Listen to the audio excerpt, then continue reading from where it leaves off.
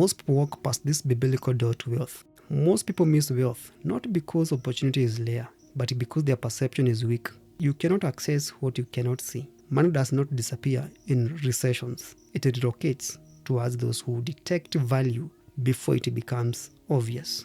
The average person chases crowded industries and feasible trends, but wealth avoids crowds.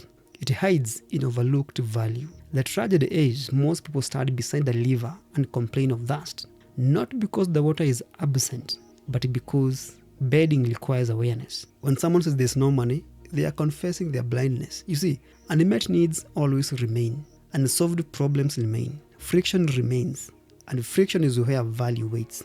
We are not paid for effort, we are paid for solved problems. You see, a story is told about two college students who went on vacation to India. When they arrived there, they saw millions of people walking barefoot. They didn't see a problem of people walking barefoot, but an opportunity to create cheap, affordable sandals.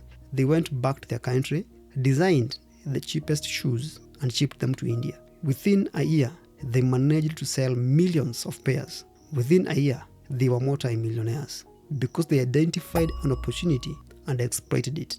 The tragedy is most people are not ready when opportunity comes, while some eventually develop cold feet. Learn to identify opportunities and maximize them. This means you must always be prepared for an opportunity. Listen, something Les Brown said, it is better to be prepared for an opportunity and not have one than to have an opportunity and not be prepared. The two college students didn't invent desire. They didn't print currency. They just recognized the gap between the needs and supply, and they moved before other people understood the signal. Wealth is not about IQ, it is about trained perception. Look at Joseph. While Egypt celebrated abundance, he prepared for the famine. By then, preparation looked unnecessary until survival depended on it. He did not create resources, he positioned himself early. And when scarcity arrived, Egypt held leverage.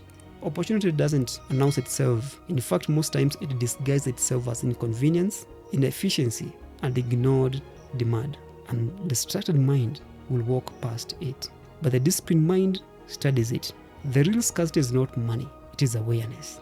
Most people wait for proof and consensus. But when certainty arrives, guess what happens? The margin collapses. Because crowd always erase opportunity. Wealth rewards early recognition. Preparation here is not motivational, it is strategic. It is building capacity before urgency. Start thinking in decades while others think in pay cycles. Ask better questions. What problem is quietly expanding?